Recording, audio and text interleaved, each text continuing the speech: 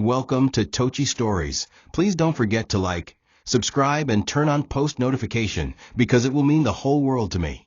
Now let's get right into the story. Brace yourself. Desmond Woke was, without a doubt, the man every woman wished to marry and every man aspired to become.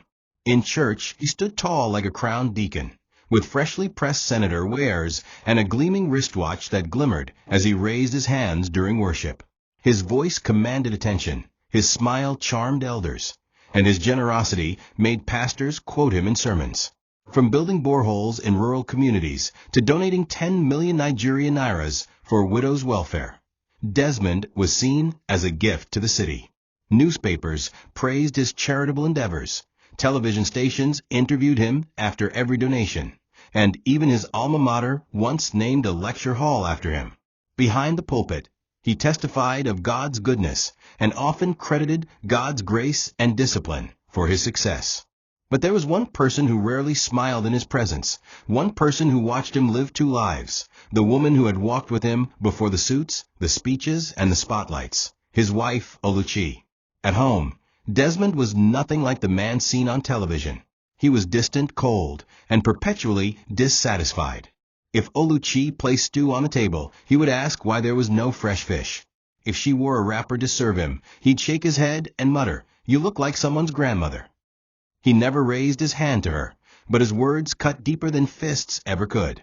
His praise, reserved for the pulpit and business meetings, never made it into their bedroom.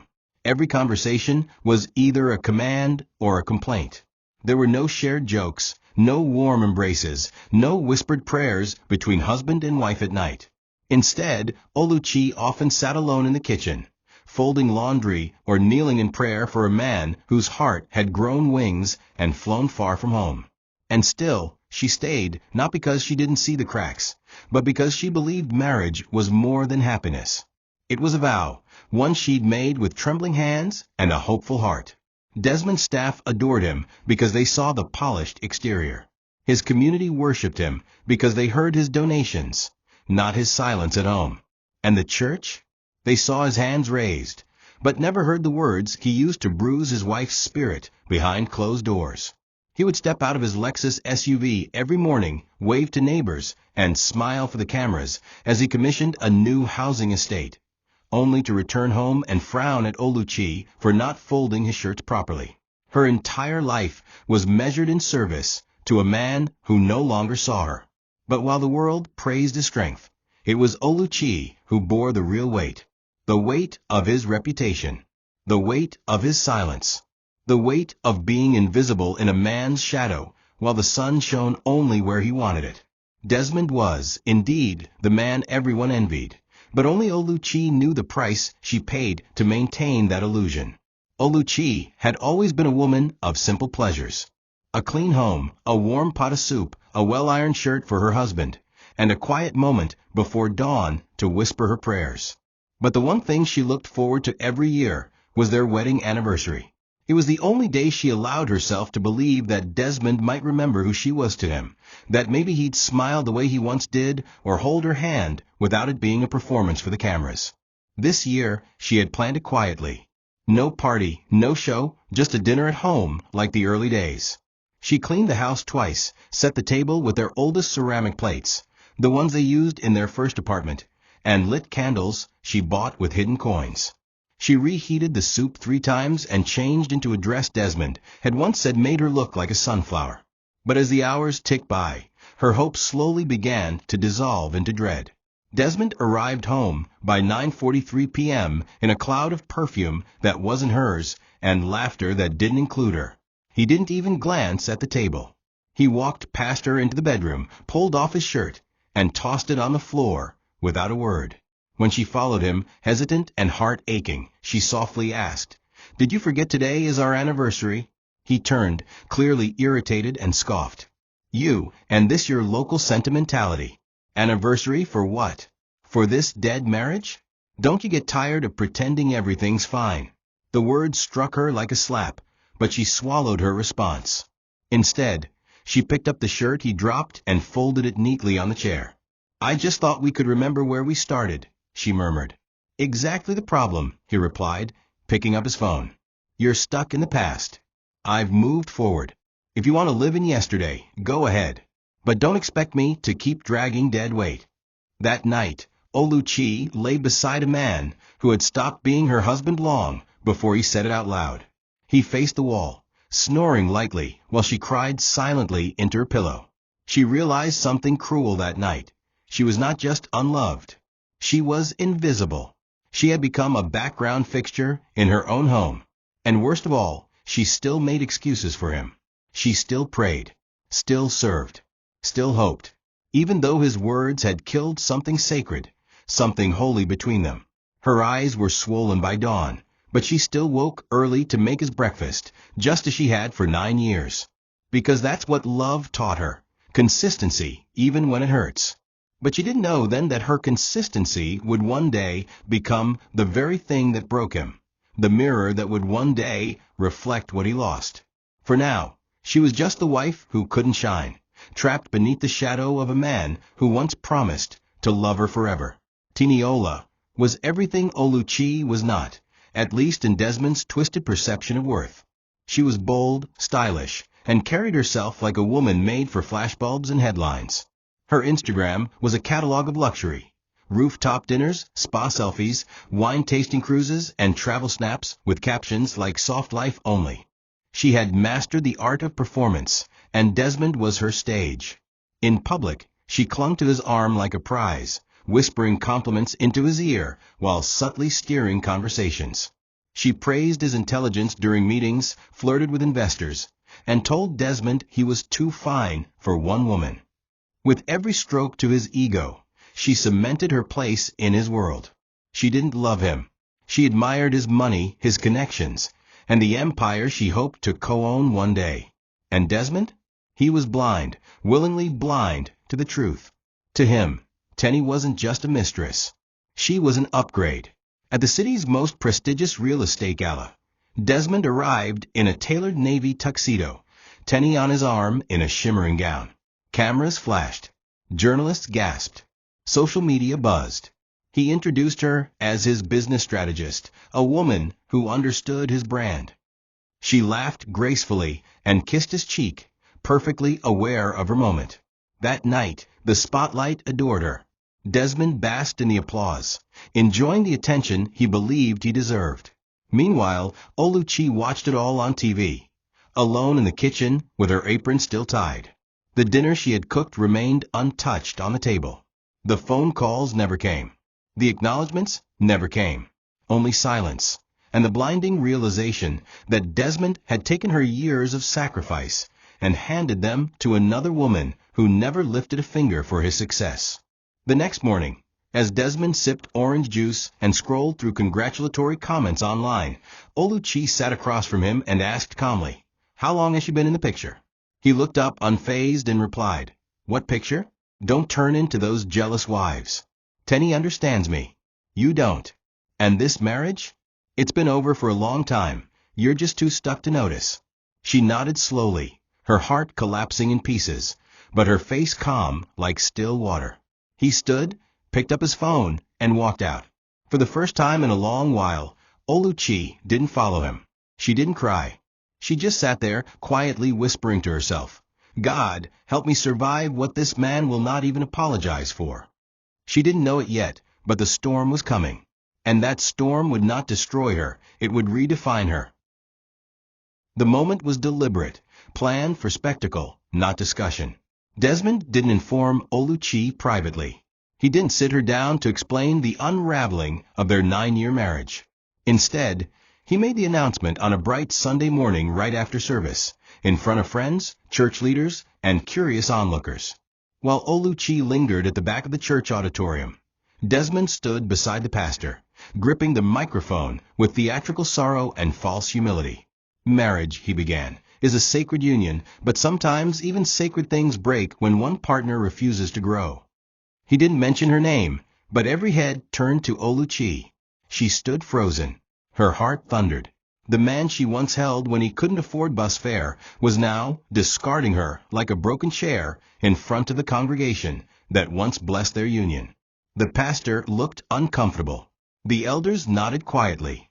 And Oluchi, She just stood there, staring at the floor like it could swallow her. That same evening, Desmond arrived home with a manila folder in his hand. Inside were divorce papers, freshly printed, professionally drafted. He dropped them on the center table like a delivery notice. Sign them. You can keep the small flat in Enugu. I've already moved most of your things.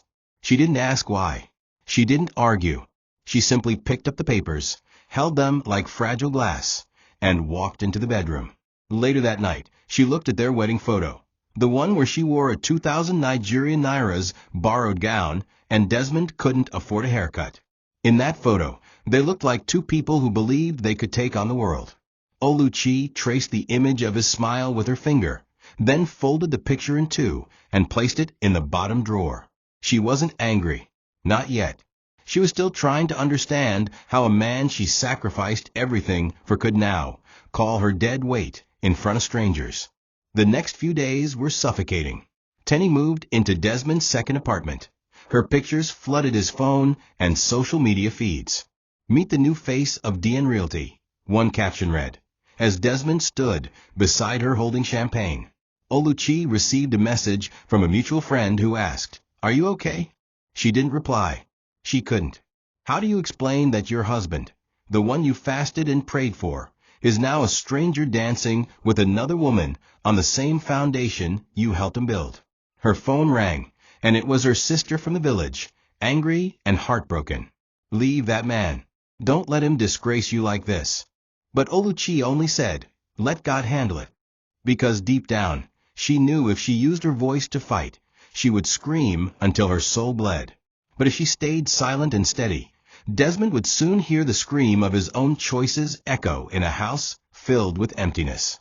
It started with a loaf of bread and a dream, back when Desmond had nothing but ambition, and Oluchi was just a 19-year-old girl hawking bread with a tray on her head and dreams in her heart. He used to meet her every morning at the bus stop, pretending to be a casual customer. But Oluchi saw the hunger in his eyes, one that went beyond the bread. He was smart, respectful, and full of ideas. They would sit by the roadside, sharing nkwobi from a local joint, while he spoke of owning real estate firms and building homes that touched the sky. She believed in him when no one else did. She gave him her first savings, Nigerian naira 50,000 she had kept in a biscuit tin under her bed. He used it to pay his rent and register for his law exam. She didn't do it for love. She did it because she saw a fire in him that matched her own. When he failed his first bar exam, Oluchi didn't scold him. She stayed up late making pepper soup for him, holding his head as he wept in frustration. When his family abandoned him, she opened her arms and home, letting him sleep on a mat in her mother's parlor. They married not with gold, but with grit. Her wedding ring was plated. His suit was borrowed.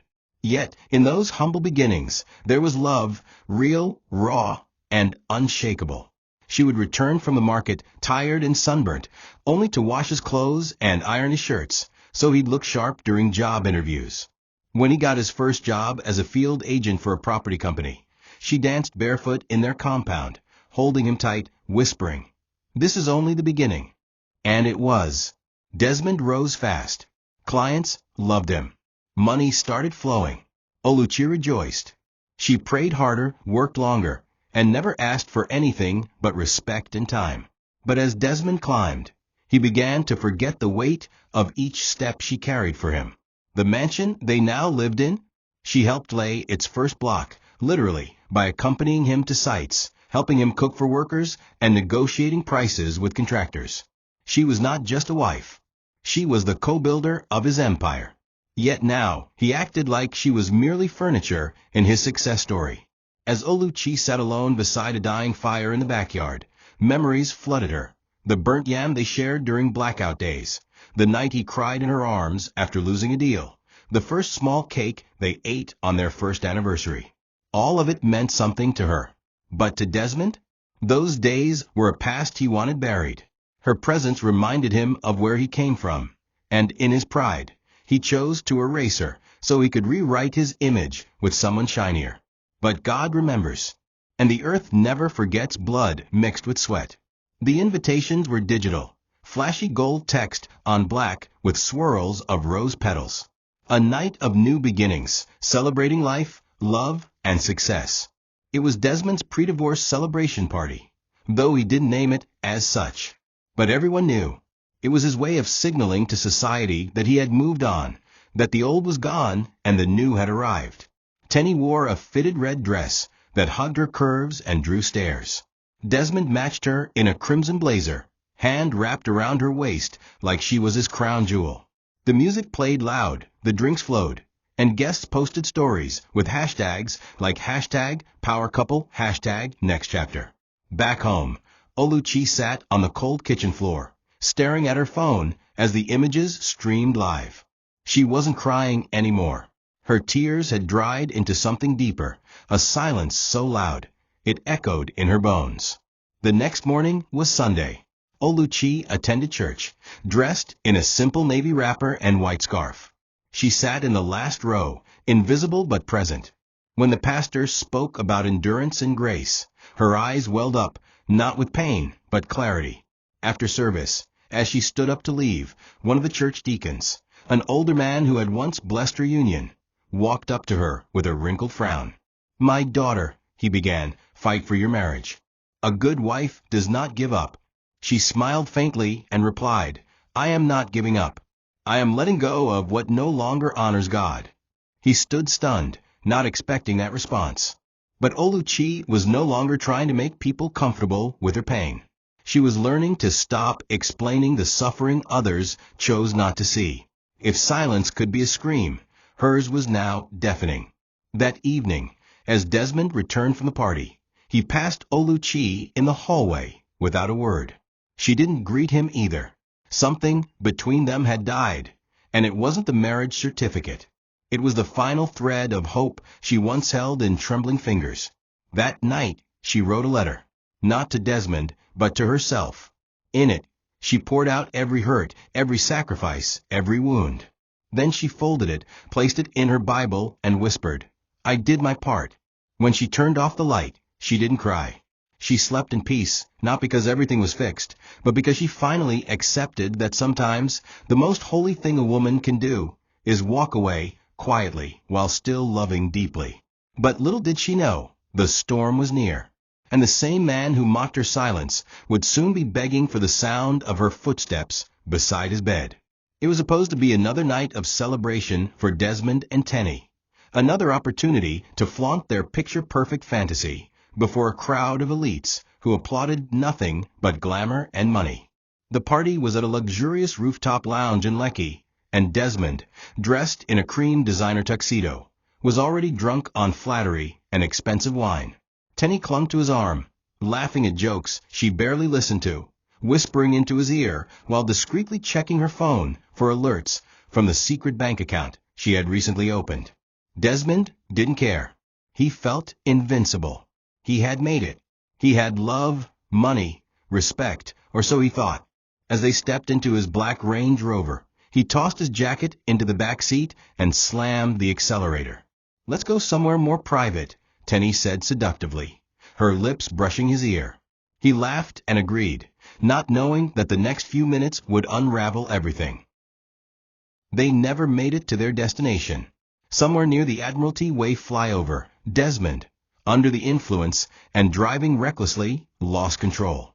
Witnesses said the car somersaulted 3 times before crashing into a concrete barrier. The sound was deafening. Shattered glass, twisted metal, and the faint sound of a woman screaming filled the air. Tenny, whose seatbelt had already been undone to adjust her shoe, was thrown partially forward, but unharmed. Desmond, on the other hand, had taken the full impact. His head slammed against the dashboard, his right leg crushed under the wheel, and his body rendered motionless. In the chaos, Tenny staggered out, confused and terrified, blood from a small forehead cut running down her face. But when she realized the extent of Desmond's injuries, and that he wasn't responding, her fear turned to calculation. She reached into the glove compartment, took his wallet, his phone, and his wristwatch. She even used his unconscious fingerprint to unlock his banking apps. Then, without calling for help, she vanished into the night like smoke. By the time passers-by called emergency services, Desmond was barely breathing. The ambulance arrived late, and the paramedics worked in frantic silence as they stabilized him and rushed him to Lagos University Teaching Hospital. News broke out almost immediately. Real estate billionaire Desmond Woke in critical condition after horrific crash. Social media exploded. The same people who toasted his lifestyle just hours before now posted prayers and hashtags. Friends from church texted, but didn't show up. His lawyer contacted Tenny, but her number was switched off.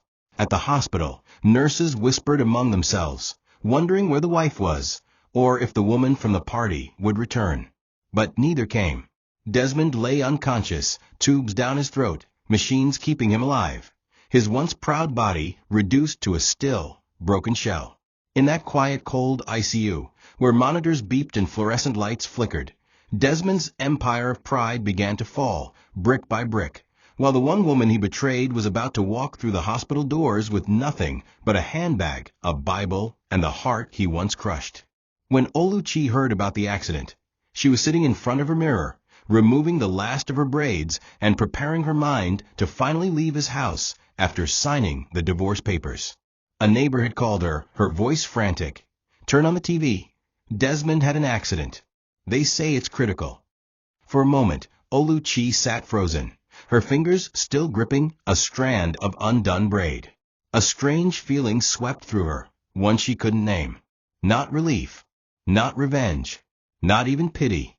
Just a deep, hollow ache, like her heart didn't know how to respond. She didn't rush to the hospital. She took her time. She folded her scarf neatly, changed into a plain wrapper, and placed her worn Bible in her bag. She took a deep breath and whispered, "God, I will go, but don't let me fall apart."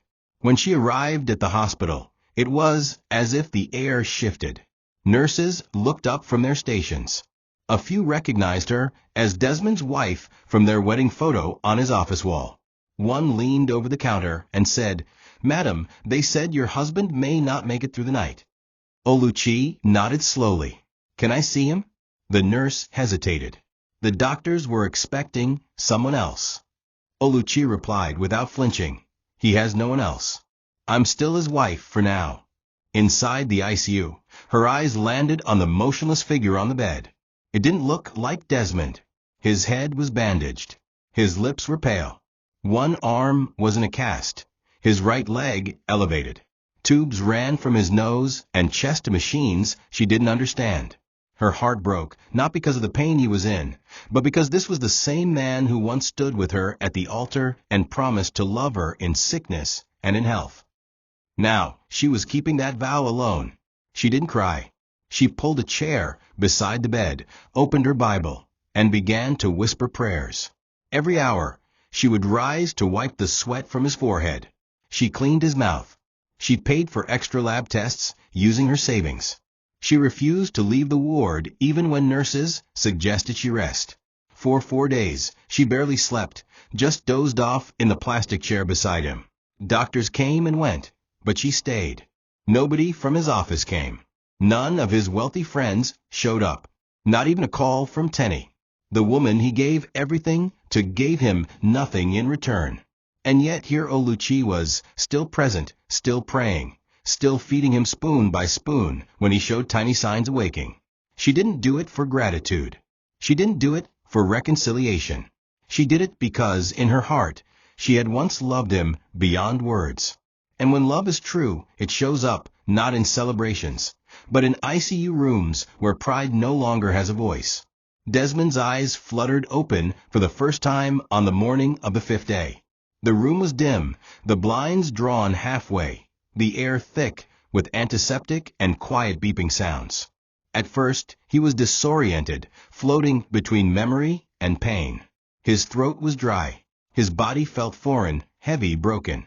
His leg throbbed. His arm was numb. He turned his head slightly and saw her, curled up beside him, sitting in the same plastic chair, head bowed in exhaustion. Oluchi. Her scarf had slipped to one side. Her lips were cracked. Her eyes were swollen from sleepless nights. But she was there. Not Tenny. Not the pastors who praised him. not his business partners.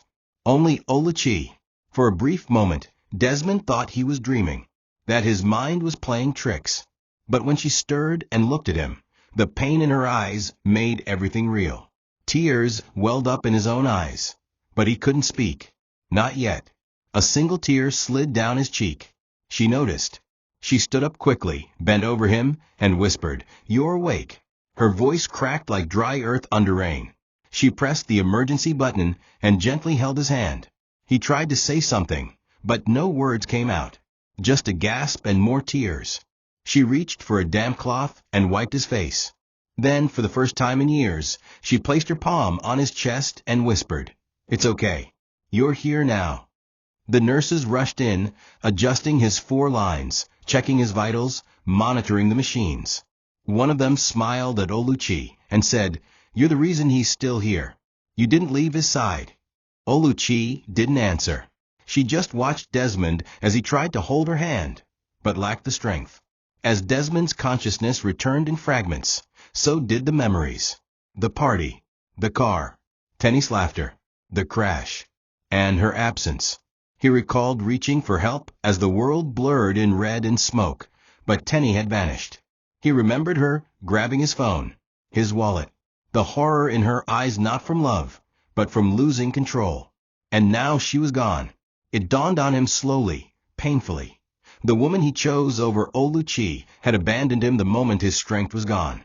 And the woman he humiliated, insulted, and tried to throw away was the one bathing him, feeding him, and sitting beside his broken body. Regret crept into his soul like a storm cloud, slow and suffocating. For the first time since his success, Desmond Woke realized what it meant to be truly blind, not just physically, but emotionally. And as he drifted back into sleep, the last thing he saw was Oluchi's face, tired, beautiful, and far stronger than he had ever known. Desmond sat in the hospital wheelchair, his body hunched as the nurse slowly pushed him toward the physical therapy room. The mirror ahead wasn't large, but it was enough. It was the first time he'd truly seen himself since the accident. His once radiant skin now looked pale, his right eye slightly swollen, his beard overgrown and rough. There were stitches on his scalp, and one side of his jaw still carried a bruise that darkened the edge of his face. But worse than his outward appearance was the man he saw staring back at him. Not the proud billionaire with a polished smile and Instagram-worthy suits. No, this reflection was stripped, broken, and disturbingly honest.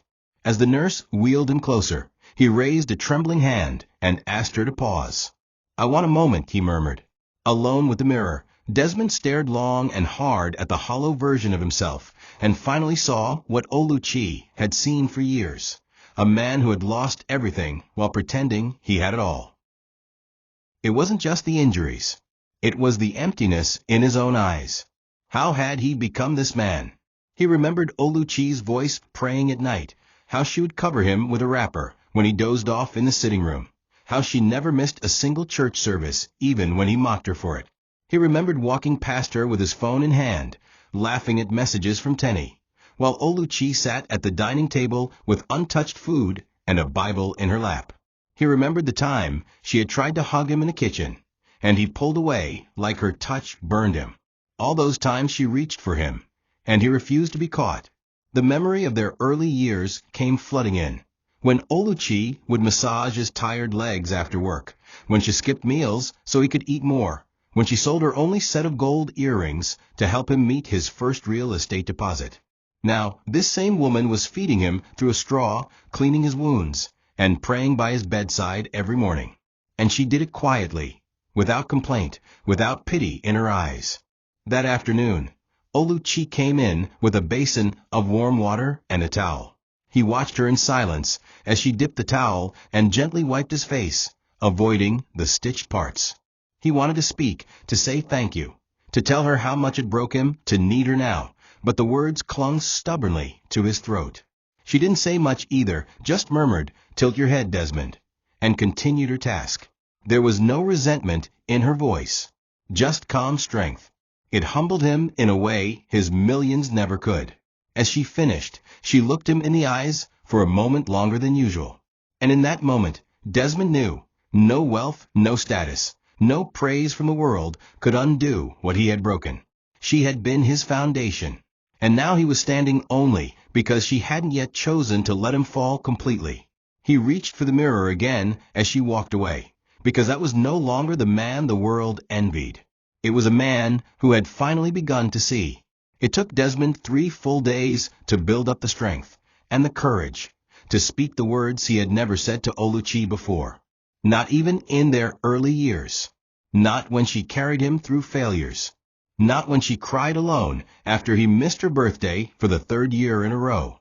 Now, sitting in a wheelchair with one hand bandaged and the other barely able to hold a cup of tea, he whispered hoarsely, "Oluchi, I'm sorry." She paused mid-step. Her eyes searched his face, not with softness, but with cautious stillness. She didn't answer. Instead, she adjusted the pillow behind him and walked toward the window. "I don't need you to say it for me," she said quietly. "Say it for you. Let your mouth taste the weight of the things you once made me carry alone." Her voice was not angry. It was tired. A tiredness that went beyond the physical. A weariness born from years of enduring disrespect with dignity. Desmond tried again, his voice cracking. "I didn't see it before. I didn't see you. Everything you did for me, I took it all, and I gave you nothing." Oluchi turned slowly, looked at him, then sat down beside the bed with her back straight. "You saw me," she said finally. "You just chose not to value me. There's a difference. You knew what I was worth. You just hoped I wouldn't find out." Her words struck him harder than any blow ever could. He felt his stomach twist with shame. "I wanted to be better," he whispered. "I thought success would change us for the good. I let people clap for me, while I bruised the only woman who ever clapped in silence." Oluchi looked at the bandage on his arm, then at his face. "The man I married would have stayed humble. But the man you became didn't want a wife. He wanted a trophy. And I wasn't shiny enough." She stood up and walked toward the door, but paused before stepping out. "I stayed for God," she said, without turning back. "Not for you. Not even for love anymore. I stayed because I made a vow. But staying doesn't mean forgiving. And forgiveness doesn't mean forgetting. You are awake now, Desmond. That's a gift. But don't mistake it for a second chance. Not yet." And with that, she left the room, her steps calm and unhurried.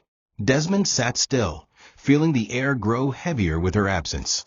The apology had finally left his lips, but it came too late to change her heart. He understood now that healing his body would be the easy part. Healing the wounds he left in Oluchi's soul would take far longer, if they ever healed at all. And for the first time in years, Desmond didn't think of money or property or social media likes. He thought only of the woman he had betrayed, and the weight of every unspoken apology she had to live with for years. It was Desmond's accountant, Mr. Okoye, who broke the final piece of truth to him. The moment Desmond regained enough cognitive strength to begin reviewing his financial situation, he asked to speak to Okoye, more out of habit than urgency. But what the accountant revealed that afternoon made Desmond feel like he was being crushed beneath a second accident. Tenny had wiped him clean, not just of his love and trust, but of his investments, digital wallets, and confidential business leads.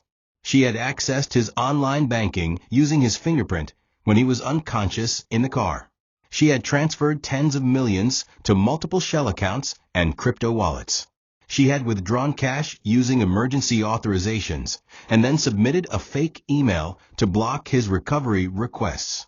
She'd even accessed the offshore Dubai accounts Desmond never told anyone about except her, thinking she was the one. Now all that was gone. Desmond's jaw slackened in disbelief as Mr. Okoye laid out the bank statements. Even his real estate projects were in jeopardy. Tenny had leaked key blueprints to a rival firm, then resigned her fake consultancy position and disappeared. Her phone number? Switched off. Her social media? Deleted. The luxury apartment he had rented for her? Empty. The security guards claimed she left at dawn after the accident, wheeling out 3 suitcases. Desmond couldn't even muster rage, only a paralyzing hollowness. This was the woman he flaunted like a diamond. The woman he sacrificed a faithful wife for. The woman who smiled into his camera moaned into his phone at night, and whispered fake dreams into his ears. She didn't just leave him broke, she left him spiritually bankrupt. For the first time, Desmond saw that betrayal from someone you slept beside was worse than betrayal from an enemy. When Oluchi returned later that day with a flask of pap and a fresh bedsheet, Desmond could barely meet her gaze. She had no idea yet what had happened. She placed the flask on the table, adjusted his pillows, and asked if he had enough strength to eat. "I lost everything," Desmond said, his voice barely a whisper. She paused, looking confused. "Tenny," he added. "She took everything, even the hidden accounts. I trusted her." Oluchi looked at him silently, then walked over and closed the window before returning to his side. "That's the difference between trust and loyalty," she said. "You trusted someone who hadn't proven anything, and betrayed the one who already did." Her words weren't bitter. They were simply facts. As she began to feed him the pap with a plastic spoon, Desmond realized something chilling. He had thought the accident was the worst thing that could happen to him. But he was wrong. The worst thing was sitting across from a woman he no longer deserved, while the one he thought he needed had vanished with his empire, and left him with only the truth. The physiotherapy sessions began slowly. The first few days were nothing more than assisted stretching and mild ankle rotations, but even those left Desmond in tears. The pain in his leg was a constant reminder of what he had lost, not just in his body, but in pride. Before the accident, Desmond had been a man who walked with shoulders raised and eyes that barely met the gaze of those he considered beneath him. Now, even standing upright was a war. His right foot wouldn't lift properly, and his left arm trembled with every motion. The therapist, a kind but firm woman named Nurse Ada, didn't offer him sympathy. "Your muscles remember who you used to be," she told him. "Now make them learn who you want to become." But Desmond wasn't just learning to walk again. He was learning to live in the absence of applause, to rebuild in silence, to face the mirror of his mistakes every time he took a step. Every grunt, every stumble, every fall was like confession without words. He felt stripped to his soul. Throughout his recovery, it was Oluchi who became his quiet anchor. She would arrive early in the morning, sometimes before sunrise, with a flask of hot tea and his clean clothes. She would warm water for his sponge bath, help him adjust the braces on his leg, and pray with him before each session. Her hands, once familiar to him in romance, were now sacred in service. Yet she never let him forget the line that had formed between them. She didn't smile unnecessarily. She didn't engage in small talk. She treated him with compassion, but not affection. She spoke to him the way a nurse might speak to a patient, not with coldness, but with boundaries. Desmond noticed it with every word she chose, every step she took. He had hurt her too deeply, and no apology, no amount of physical vulnerability, could undo what he had once mocked. And the worst part? She was still more loyal than anyone he had ever known. One afternoon, during a particularly painful walking drill, Desmond collapsed onto the mat.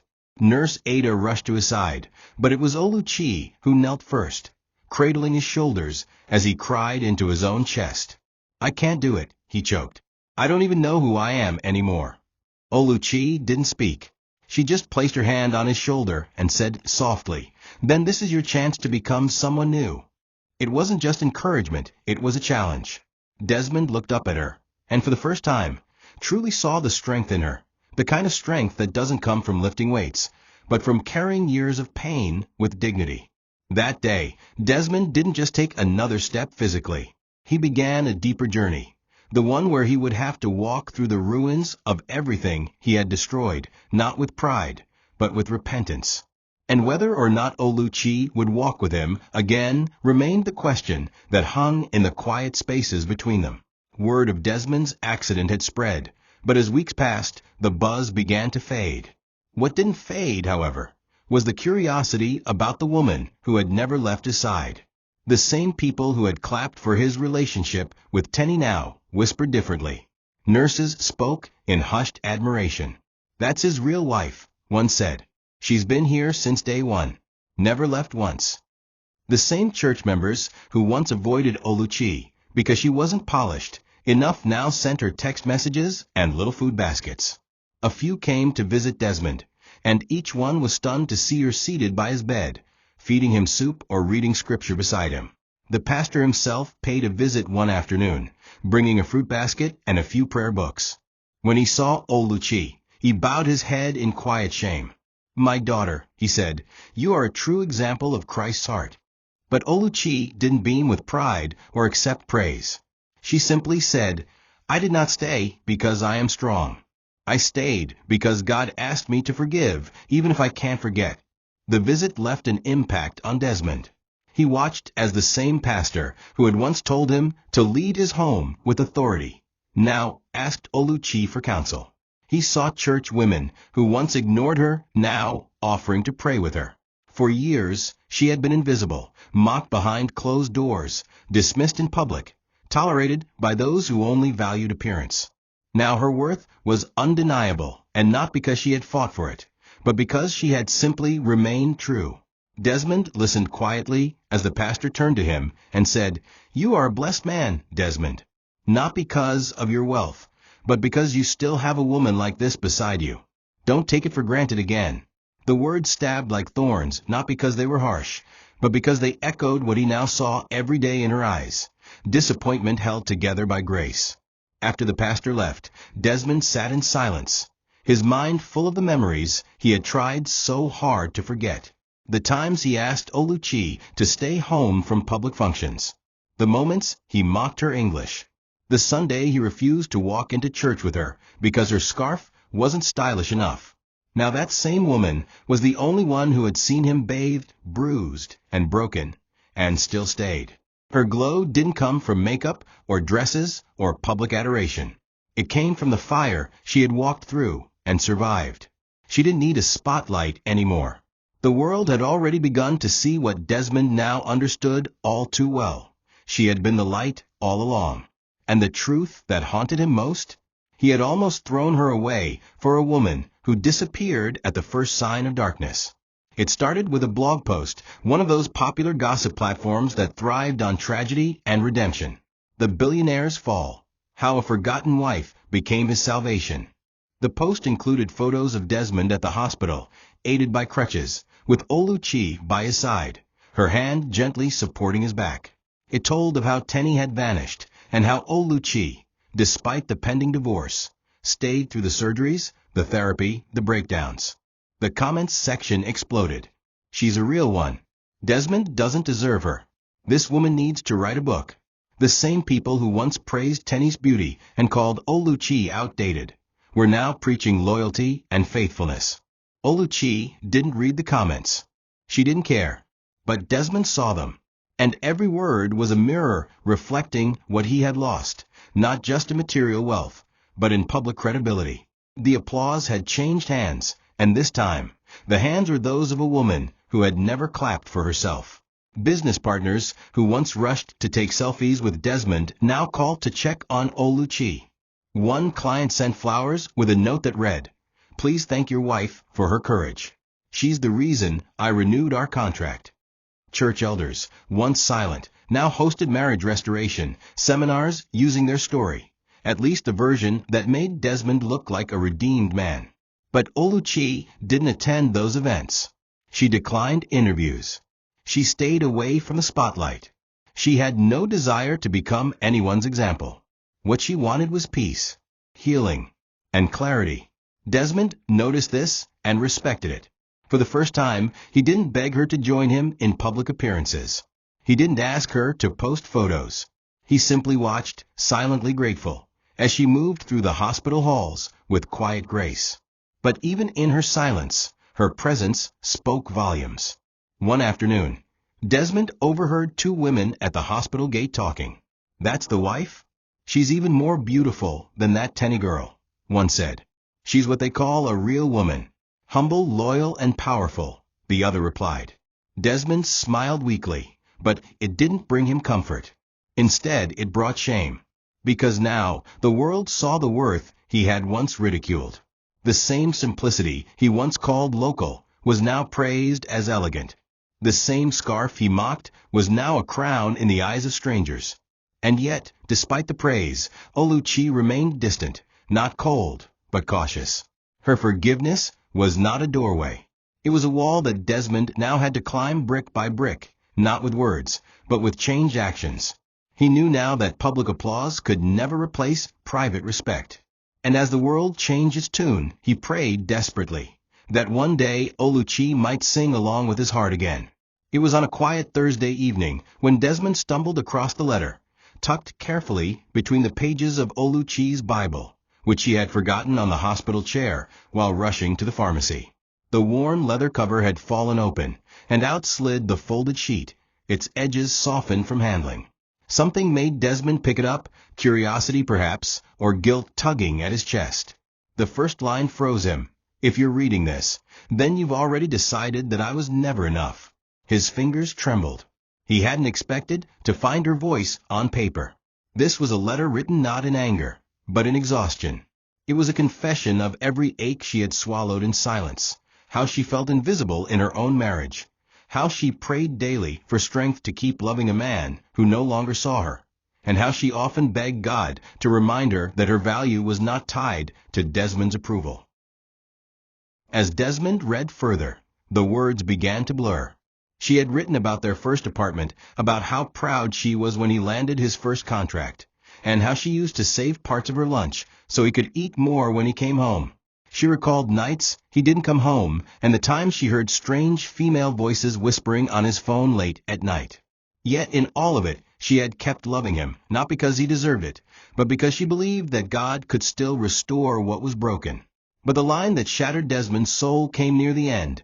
I stayed not because I lacked options, but because I feared what would become of you if no one remained to pray for your soul. That was the moment he broke down. His cries echoed through the hospital room, loud and uncontrollable, the kind of crying a man does only when he finally sees his reflection not in a mirror, but in the eyes of someone who once loved him deeply and quietly died a little more each day because of it. By the time Oluchi returned and saw him curled up, holding the letter to his chest like a wounded child, she paused at the door. She didn't move to comfort him. She didn't rush to his side. She just stood silently, watching the weight of her words take root in him. When he noticed her presence, he looked up with swollen eyes and whispered, "You should have left me." Oluchi shook her head slowly, walked over, and took the letter from his trembling hands. She placed it back in her Bible and said, "No, Desmond, I should have left you, but I chose to obey God instead. Don't ever think that my presence here means you're forgiven. Forgiveness isn't something I say. It's something you'll have to earn through the life you choose from here on." And with that, she turned away, leaving Desmond to sit with the echo of his own shame, the memory of the woman he broke, and the letter that would haunt him longer than the scars on his body. Desmond waited 3 days after reading the letter before saying a word. He rehearsed it in his mind every night, stuttering through the sentences, unsure of how to frame a request that felt too undeserved to ask. But the words had to be said, even if they were rejected. That morning, while Oluchi spoon-fed him a bowl of yam porridge, he gently touched her wrist and whispered, "Can we start over?" The question hung in the air like a fragile bird with broken wings. Oluchi didn't respond immediately. She placed the spoon down, wiped his mouth clean, and then stood, walking slowly toward the window. She looked out for a long moment, watching a bird hop along the sill, before finally speaking. "Start over with who, Desmond? The woman you neglected, or the one I'm becoming?" Her voice wasn't angry. It was clear, calm, and devastating. Desmond's heart dropped. He understood then that time hadn't just changed him. It had changed her too, and she wasn't interested in returning to what once was. "I've hurt you," he said quietly. "I know that now, but I'm not that man anymore. I see now, Oluchi. I see what I never saw before."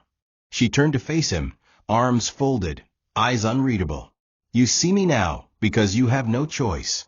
Because the world you ran to collapsed, and I was the only one left.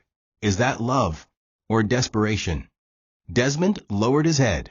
"It's not desperation. It's conviction. Regret. Love, real love, the kind I never showed before." Oluchi walked toward him, her footsteps soft but steady. "Desmond, you broke something that doesn't glue back easily. You didn't just betray me. You humiliated me, discarded me, then expected me to stay whole. Her voice trembled for the first time in weeks. Do you know what it's like to cook for a man who comes home smelling like another woman? To scrub a floor while he's out drinking with someone else? And still you wake up and pray for him. Desmond had no answer. Only tears. He reached out again, this time not for her wrist, but for her forgiveness. She didn't take his hand. Instead, she knelt beside him, the way she used to do when she helped him put on his shoes in better days. I'm not saying I'll never forgive you, she whispered, but I can't pretend the wound isn't there. You'll have to prove over time that this change isn't because of an accident, but because of repentance. Then she stood, kissed him gently on the forehead, and left the room. That kiss wasn't a promise. It was a farewell to the man she once knew, and a challenge to the one he was trying to become. Desmond knew then that a second chance wasn't given with words.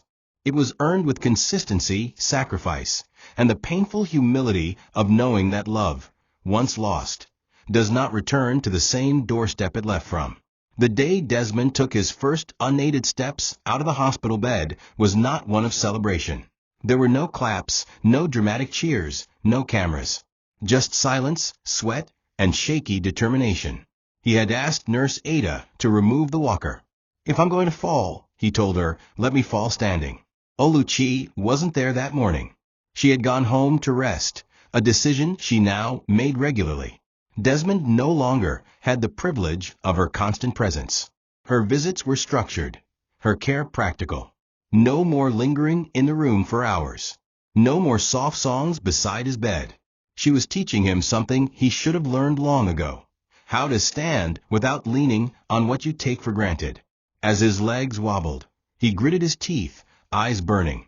Each step was more than physical. It was repentance. With every inch of progress, he felt himself shed layers of entitlement, arrogance, and dependency. He was learning to become a man who didn't need applause to feel worth. After the hospital released him, Desmond returned home, alone. Oluchi didn't move back in. She helped him settle in, made sure his prescriptions were filled, then returned to her own space. I need to rebuild myself too, she had said. Desmond understood.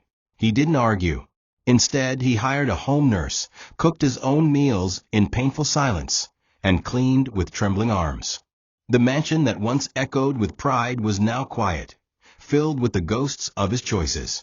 One evening, as he struggled to bend and pick up a fallen spoon, tears spilled down his cheeks, not from pain, but from memory. He remembered how Oluchi used to sit on this same kitchen stool, humming softly while cutting vegetables. How she used to wake up early to prepare his tea. How she washed his clothes with her bare hands, even when the washing machine worked just fine. He had traded all of that. For what? For glitter that turned to dust?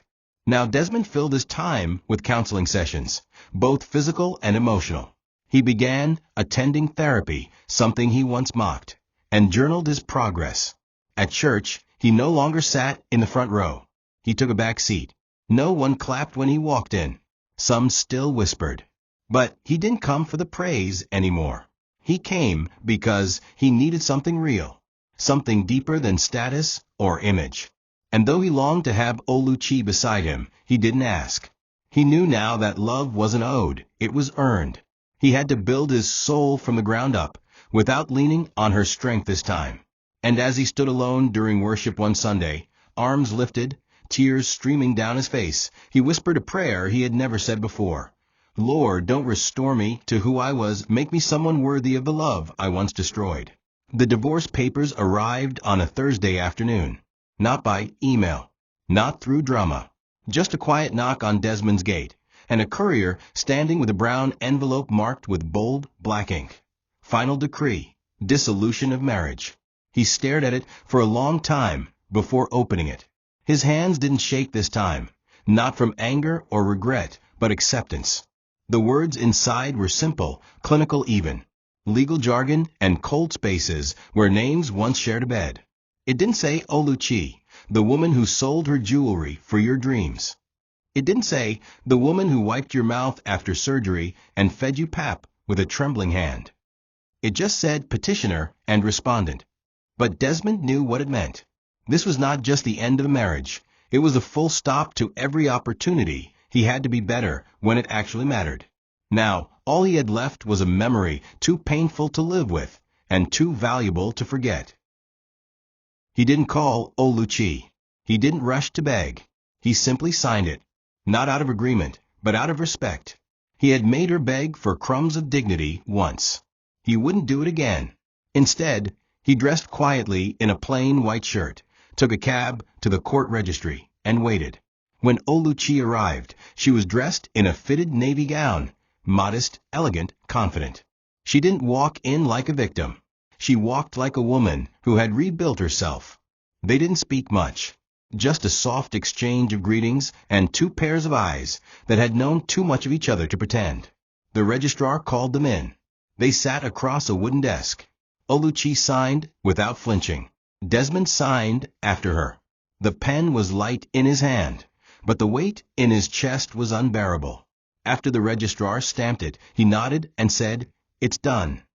Oluchi looked at Desmond one last time and said quietly, "This time, I'm not walking away bitter. I'm walking away free." As she left, Desmond remained seated. The room emptied, but he couldn't move.